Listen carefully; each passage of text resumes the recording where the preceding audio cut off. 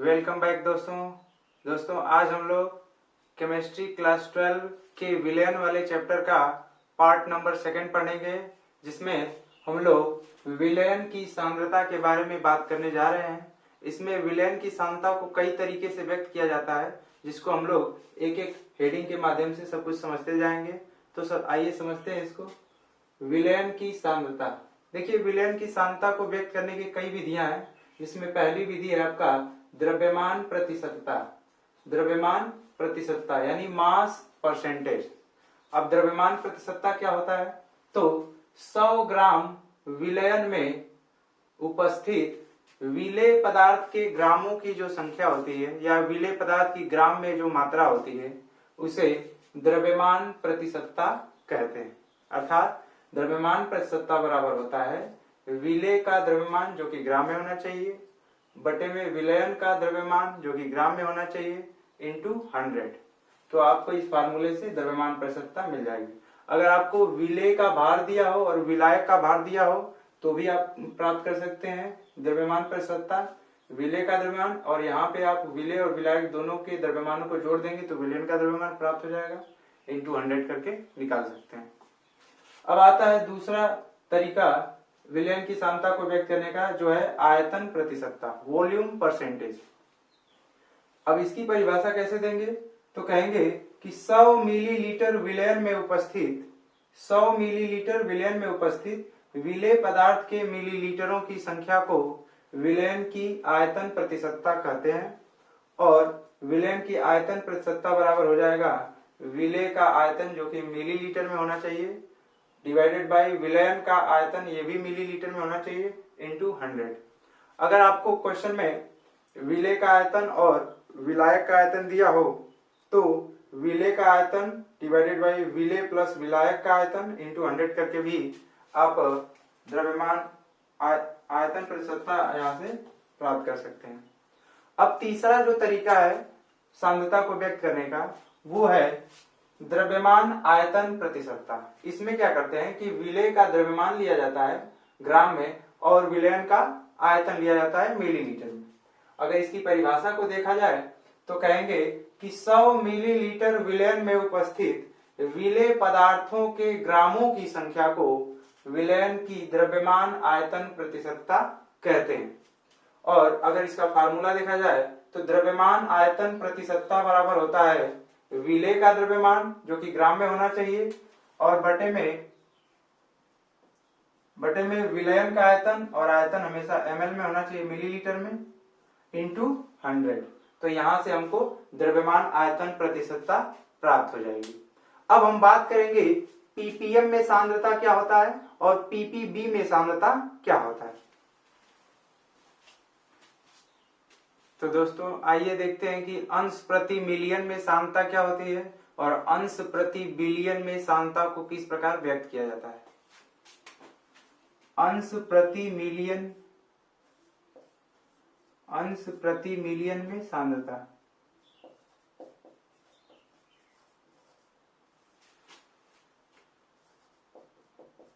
इसे शॉर्ट में हम लोग ppm में सांद्रता भी कहते हैं, कंसंट्रेशन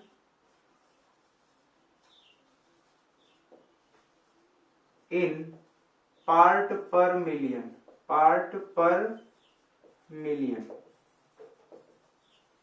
अंश प्रति मिलियन में सांद्रता यानी ppm में भी शॉर्ट में से हम लोग कहते हैं।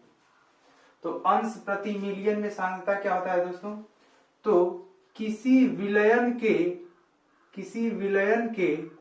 1 मिलियन अंश में, किसी विलयन के 1 मिलियन अंश में, 1 मिलियन अंश यानी 10⁶ पार्ट में 1 मिलियन अंश में विलेय का जो अंश होता है उसे हम लोग अंश प्रति मिलियन में सांद्रता कहते हैं। अगर इसको फार्मूले के तौर पर अगर दिखाना हो तो ppm में सांद्रता बराबर क्या हो जाएगा दोस्तों? अंश प्रति मिलियन में सांद्रता बराबर क्या हो जाएगा? विलेय की मात्रा, अगर द्रव्यमान के रिस्पेक्ट में दिखाना है तो विलेय की मात्रा या विलेय का द्रव्यमान जो कि ग्राम में होना चाहिए बटे में विलयन का द्रव्यमान, ये भी ग्राम में होना चाहिए, विलयन का द्रव्यमान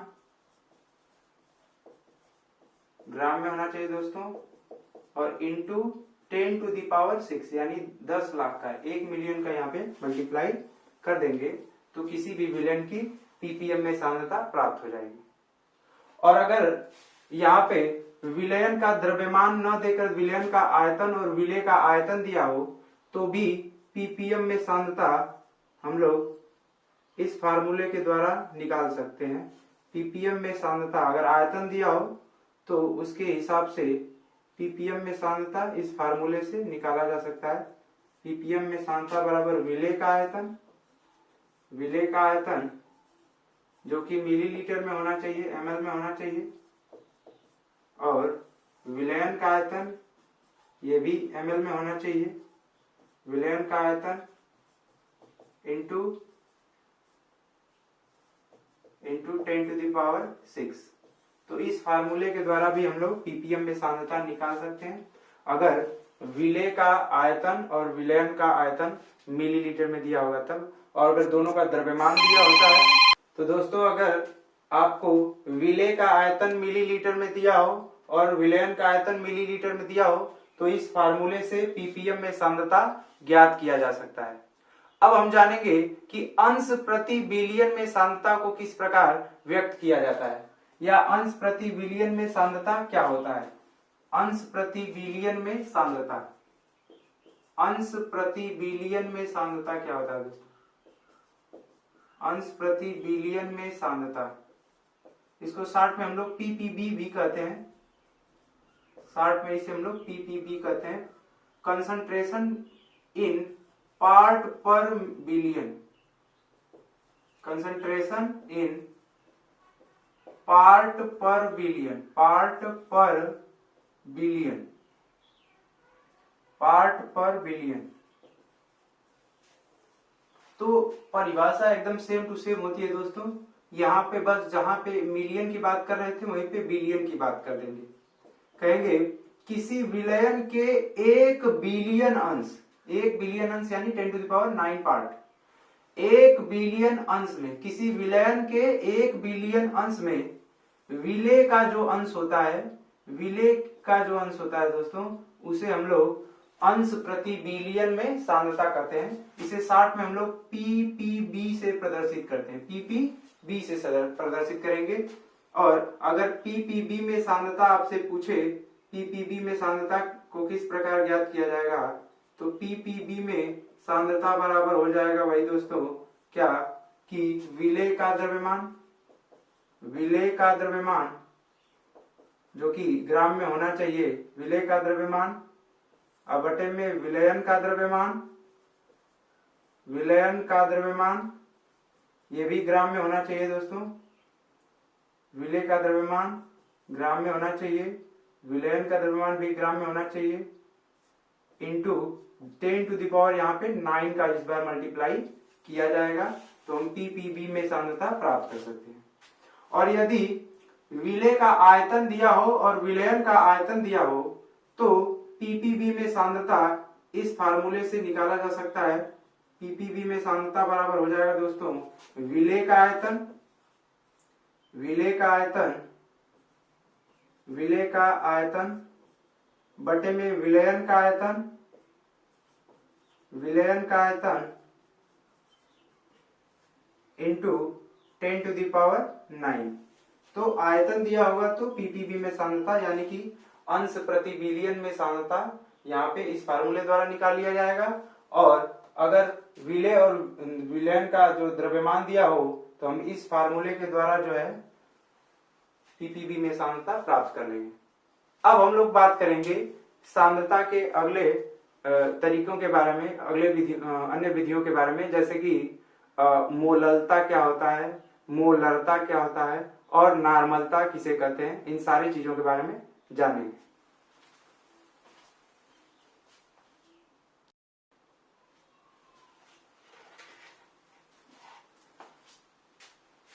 आइए दोस्तों देखते हैं कि मोललता किसे कहते हैं। मोललता, मोलैलिटी क्या होता है दोस्तों? मोलैलिटी, मोललता, इसकी परिभाषा क्या है? तो 1000 ग्राम या फिर 1 किलोग्राम भी आप कर सकते हैं। 1 किलोग्राम विलायक में उपस्थित, 1 किलोग्राम विलायक में उपस्थित विलेय पदार्थ के मोलों की संख्या को, विलेय पदार्थ के मोलों की संख्या को विलयन की मोललता कहते हैं दोस्तों। विलेय पदार्थ के मोलों की संख्या को विलयन की मोललता कहते हैं। 1 किलोग्राम विलायक में उपस्थित विलेय पदार्थ के मोलों की संख्या को विलयन की मोललता कहते हैं। इसे हम स्मॉल m से प्रदर्शित करते हैं दोस्तों, स्मॉल m से।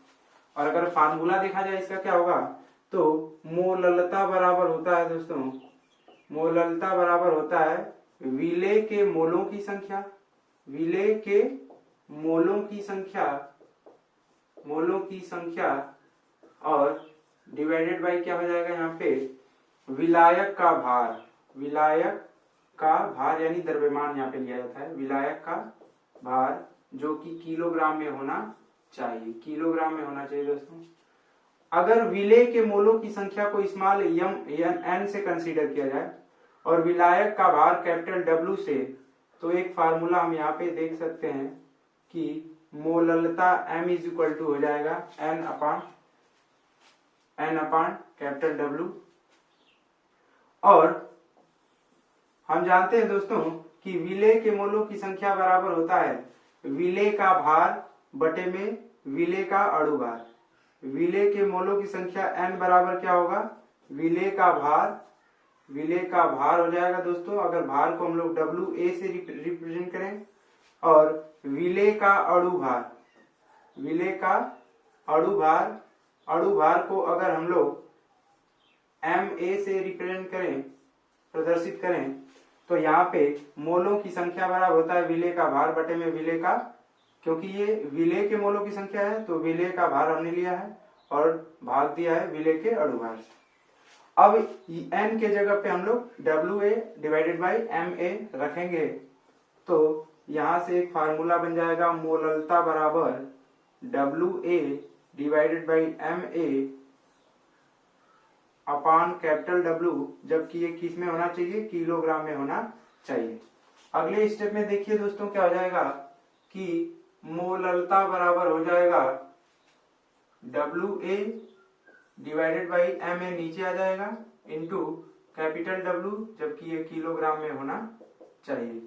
अगर हमको सवाल में ये विलायक का जो भार है वो ग्राम में दिया हो, तो हम पहले से ही एक फार्मूला तैयार करेंगे जिसमें हम पहले से ही 1000 का मल्टीप्लाई ऊपर कर दिए रहेंगे, और अगर यहाँ पे हम वैल्यू को विलायक के जो द्रव्यमान है विलायक का, इसको अगर ग्राम में भी रखेंगे तो वो अपने आप जो है किलोग्राम में कन्वर्ट हो जाएगा। तो अगर विलायक का भार ग्राम में दिया हो तो हम लोग ये वाला फार्मूला अप्लाई कर लेंगे, और अगर विलायक का भार किलोग्राम में दिया हो तो इस फार्मूले से हम लोग मोललता का मान निकालेंगे। बात करते हैं मोललता के मात्रक की, तो इसका मात्रक होता है दोस्तों मोल प्रति किग्रा। इसका मात्रक होता है, मोललता का मात्रक होता है मोल प्रति किग्रा, या इसको हम लोग मोलल भी कह सकते हैं, मोलल, तो याद रखना है इसका मात्रक। अब हम लोग बात करेंगे मोलरता क्या होता है, मोलरिटी क्या होता है दोस्तों, मोलरता।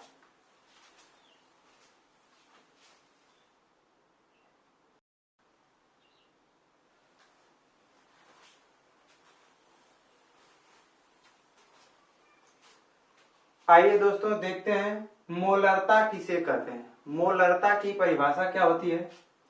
तो देखिए दोस्तों, 1 लीटर विलयन में उपस्थित, 1 लीटर विलयन में उपस्थित विलेय पदार्थ के मोलों की संख्या को, विलेय पदार्थ के मोलों की संख्या को विलयन की मोलरता कहते हैं दोस्तों। 1 लीटर विलयन में उपस्थित विलेय पदार्थ के मोलों की संख्या को विलयन की मोलरता कहते हैं। और इसे कैपिटल M से प्रदर्शित किया जाता है। अब इसका फार्मूला कैसे बनाएंगे, तो देखिए दोस्तों, मोलरता बराबर क्या होता है, मोलरता बराबर हो जाएगा विलेय के मोलों की संख्या, विलेय के मोलों की संख्या, मोलों की संख्या, और डिवाइडेड बाय क्या हो जाएगा, विलयन का आयतन, विलयन का आयतन हो जाएगा जो कि लीटर में होना चाहिए। विलयन का आयतन किस में होना चाहिए, लीटर में होना चाहिए दोस्तों, लीटर में। और एक चीज हम लोग जानते हैं क्या, कि विलेय के मोलों की संख्या बराबर होता है, विलेय के मोलों की संख्या बराबर होता है, विलेय के मोलों की संख्या बराबर क्या होता है दोस्तों, विलेय का, अगर यहाँ पे देखिए मोलरता को कैपिटल M से दिखाया जाए, विलेय के मोलों की संख्या को स्मॉल n से, और विलयन का आयतन V से, तो यहाँ पे ये हो जाएगा आपका M is equal to N divided by V, और ये किस में होना चाहिए, लीटर में होना चाहिए। और हम लोग अभी देखे हैं कि विलेय के मोलों की संख्या बराबर होता है विलेय का भार और डिवाइडेड बाई विलेय का अणु भार।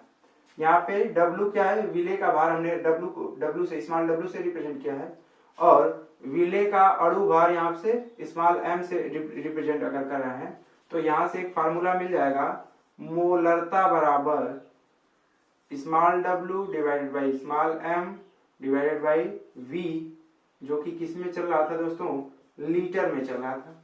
अब अगले स्टेप में यहाँ से ये हो जाएगा आपका m is equal to small w divided by small m into v, जबकि ये किस में होना चाहिए, लीटर में। तो यहाँ से एक फार्मूला हमें मिल जाएगा। और यदि दोस्तों अगर विलेय का आयतन, अगर विलयन का आयतन हमें लीटर में ना देकर मिली लीटर में दिया हो, तो हम पहले से ही 1000 का मल्टीप्लाई कर लेंगे, ताकि अगर यहाँ पे विलयन का आयतन अगर हम मिली लीटर में भी रखेंगे तो वो अपने आप जो है लीटर में कन्वर्ट हो जाएगा। तो अगर सवाल में हमें विलयन का आयतन मिलीलीटर में दिया होगा तो हम ये वाला फार्मूला अप्लाई करेंगे, और अगर लीटर में दिया होगा तो हम इस फार्मूले से सवाल को सॉल्व करेंगे। और बात कर लेते हैं मोलरता के मात्रक की।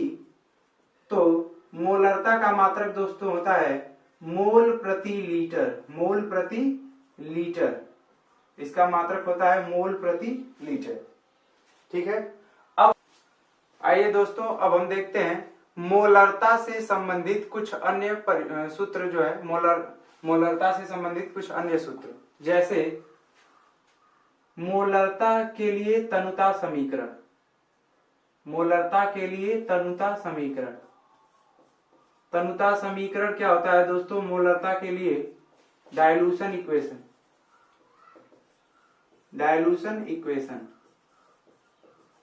तो दोस्तों अगर मान लीजिए कि कोई विलयन है जिसकी मोलरता m1 है और इस विलयन का आयतन v1 है, और इस विलयन को डाइल्यूट करने पर, तनु करने पर, हल्का करने पर इसकी मोलरता m1 से m2 हो जाती है और इसका वॉल्यूम आयतन जो है v1 से v2 हो जाता है। तो तनुता समीकरण कहता है कि हमेशा m1 v1 हमेशा किसके बराबर होना चाहिए, m2 इंटू v2 के बराबर होना चाहिए। यानी किसी विलयन की मोलरता m1 से m2 हो जाए और विलयन को तनु करने पर उसका आयतन v1 से v2 हो रहा है, तो इस कंडीशन में m1 v1 is equal to m2 v2 हो जाता है। और दूसरा जो समीकरण होगा वो होता है मिश्रण की मोलरता ज्ञात करने का। दूसरा जो मिश्रण की मोलरता कैसे पता करेंगे, अगर आपको क्वेश्चन पूछा जाता है मिश्रण की मोलरता से रिलेटेड, तो उसको कैसे सॉल्व करेंगे, आइए समझते हैं। मिश्रण की मोलरता,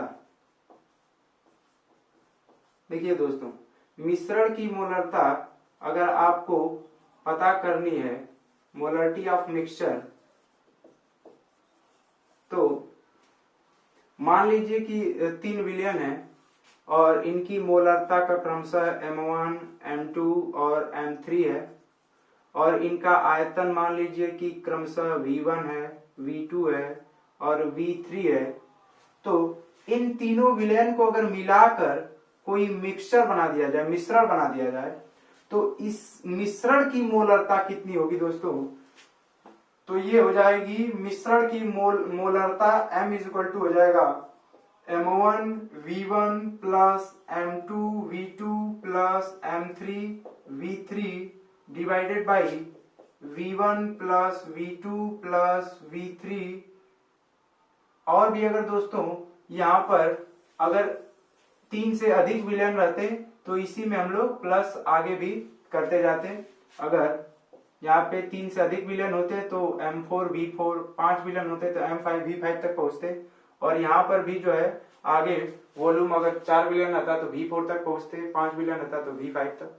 तो इस फार्मूले के थ्रू हम जो है किसी भी मिश्रण की मोलरता को आसानी से प्राप्त कर सकते हैं।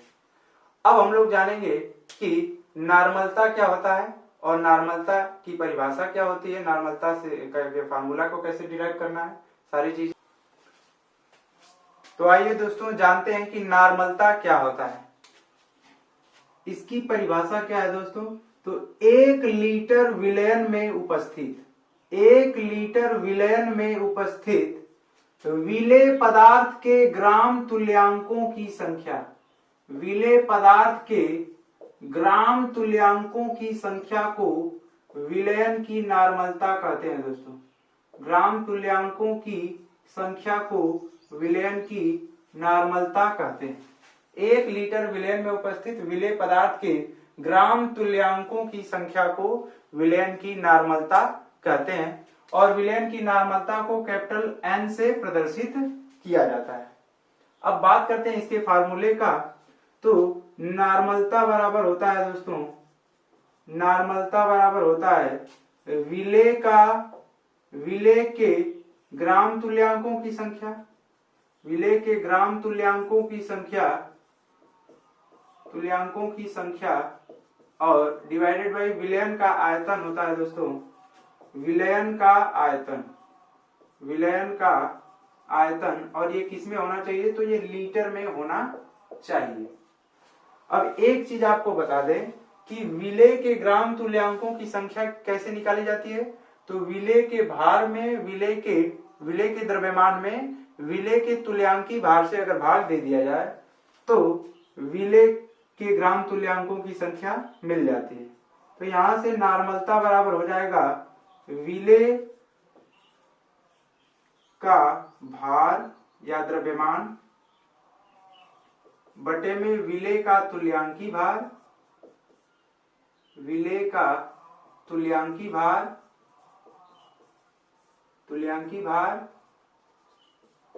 और बटे में विलयन का आयतन होगा दोस्तों। विलयन का आयतन किस में होना चाहिए? तो लीटर में होना चाहिए।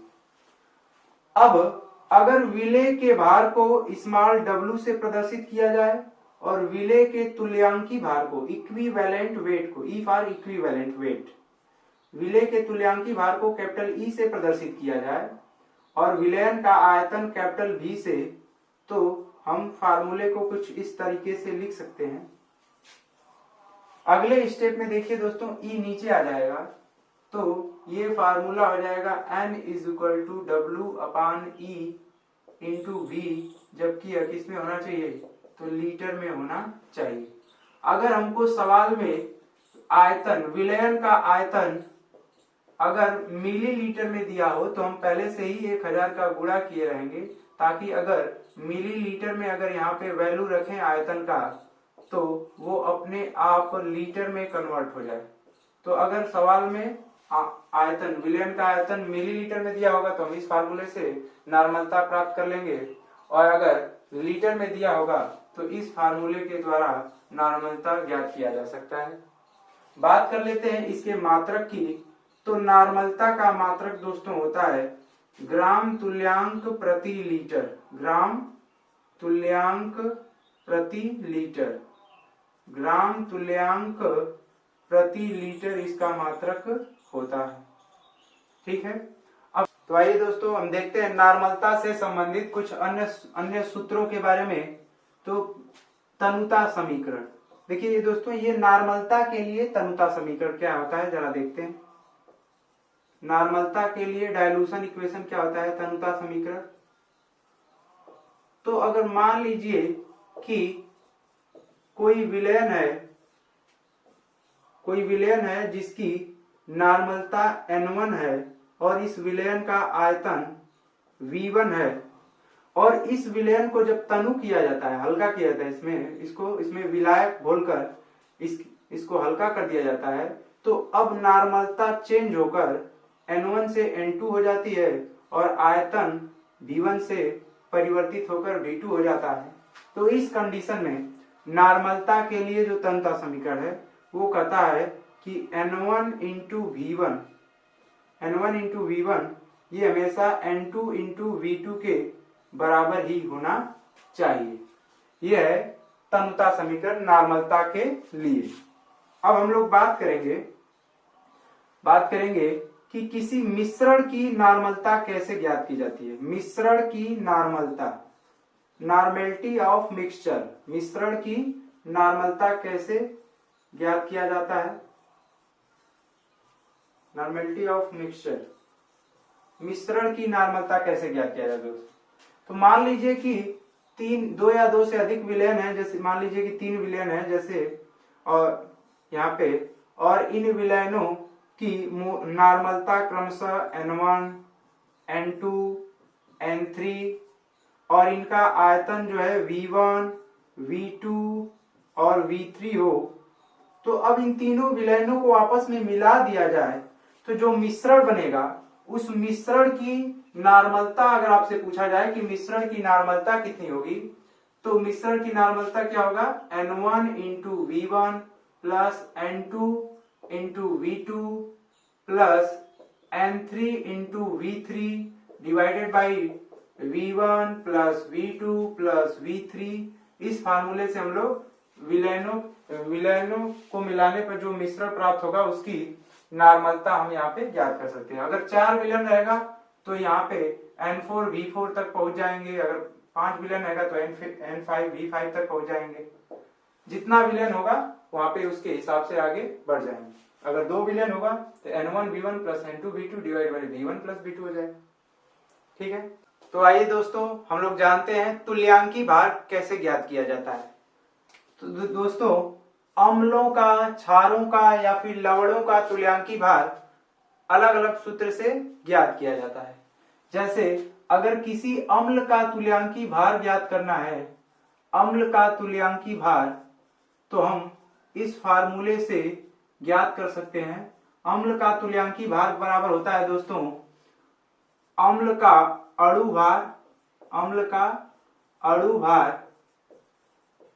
अणु भार बटे में अम्ल की क्षारकता। अम्ल के अणु भार में अम्ल की क्षारकता से भाग दे देंगे दोस्तों, तो अम्ल का तुल्यांकी भार प्राप्त हो जाएगा। इस फार्मूले के द्वारा हम लोग अम्ल का तुल्यांकी भार प्राप्त कर सकते हैं। अब अलग अलग अम्लों की क्षारकता अलग अलग होती है। जैसे HCl अम्ल की क्षारकता 1 होती है, H2SO4 की क्षारकता होती है 2, HNO3 की क्षारकता होती है 1, H3PO4 की क्षारकता होती है 3, HCOOH यानी फार्मिक अम्ल की क्षारकता 1, एसिटिक अम्ल की क्षारकता भी होती है 1। किसी अम्ल का एक अणु जल में घोलने पर जितना हाइड्रोजन त्याग सकता है वही उसकी क्षारकता हो जाती है। जैसे अगर HCl को जल में घोला जाएगा तो इसके एक अणु में एक ही हाइड्रोजन है, तो एक ही हाइड्रोजन ये त्याग सकता है जल में, इसलिए इसकी क्षारकता 1 होगी। यहाँ पे 2 हाइड्रोजन है तो 2 हो जाएगी, 1 हाइड्रोजन तो 1 होगी, 3 हाइड्रोजन तो 3। ये देखिए कार्बनिक अम्लों में को जब जल में घोला जाता है तो केवल लास्ट वाला जो हाइड्रोजन है COO के आगे वाला वही जो है हाइड्रोजन ये आयन के रूप में बाहर आता है। पीछे वाले हाइड्रोजन आयन के रूप में बाहर नहीं आ पाते, तो इनकी क्षारकता कितनी हो पाती है, तो इनकी क्षारकता होती है 1। अब बात करते हैं कि क्षारकों का तुल्यांकी भार कैसे निकालते हैं।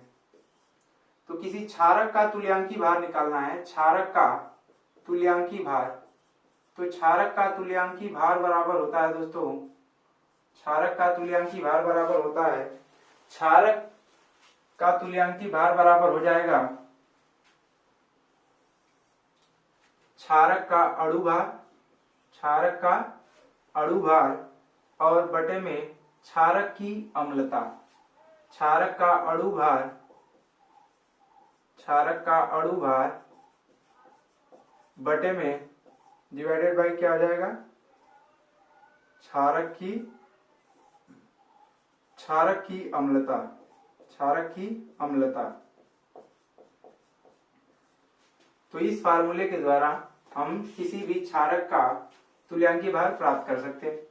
अब अलग अलग क्षारकों की अम्लता अलग अलग होती है, जैसे NaOH का 1, KOH का 1, NH4OH का 1 और इसी तरह से कैल्शियम हाइड्रोक्साइड का 2, मैग्नीशियम हाइड्रोक्साइड का 2, बेरियम हाइड्रोक्साइड का 2, एल्यूमिनियम हाइड्रोक्साइड का 3। तो इस तरीके से हम अलग अलग किसी भी क्षारक का एक अणु जल में घोलने पे जितना हाइड्रोक्साइड आयन देता है वही उसकी क्या हो जाती है, क्षारकता। अब इसमें एक ही OH है तो इसकी क्षारकता 1 हो जाएगी, 1 है तो 1, 1 है तो 1, 2 होगी तो क्षारकता 2 हो जाएगी, क्योंकि इसको जल में घोलेंगे तो इसका एक अणु 2 हाइड्रोक्साइड आयन देगा जल में घोलने पर, तो इसकी क्षारकता 2, इसकी अम्लता 2 हो जाएगी, इसकी अम्लता भी 2, इसकी भी 2, इसकी 3 हो जाएगी, क्योंकि ये जल में घुलने पर 3 हाइड्रोक्साइड आयन दे सकता है। अब हम लोग जानते हैं कि लवण का तुल्यांकी भार कैसे निकाला जाता है। कोई साल्ट है तो उसका तुल्यांकी भार कैसे प्राप्त किया जाएगा दोस्तों, लवण का तुल्यांकी भार।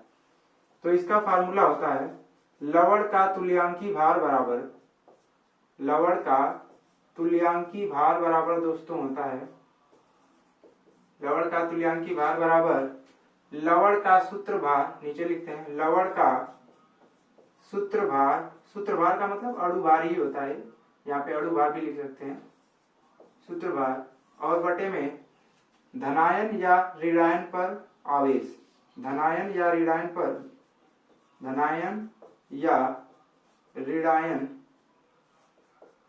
ऋणायन पर उपस्थित कुल आवेश, उपस्थित कुल आवेश। दोस्तों साल्ट जो होते हैं वो विद्युत अपघट्य की तरह होते हैं और जैसे ही जल में घुला जाता है तो अपने धनायनों और ऋणायनों में टूट जाते हैं। तो किसी लवण का अगर आपको तुल्यांकी भार अगर प्राप्त करना है तो लवण के सूत्र भार में उसके धनायनों पर उपस्थित कुल आवेश या लवण में उपस्थित ऋणायनों पर उपस्थित कुल आवेश से भाग दे देंगे तो लवण का तुल्यांकी भार प्राप्त हो जाएगा। तो ये था सांद्रता को व्यक्त करने का अलग अलग जो तरीका था, उसको हमने आपको बता दिया है। ठीक है, तो अगर वीडियो अच्छा लगा हो तो आप लोग लाइक कीजिए, शेयर कीजिए, कमेंट कीजिए और अपने दोस्तों को भी इसके बारे में जानकारी दीजिए और मिलते हैं अगले एपिसोड में। तब तक पढ़ाई जाए।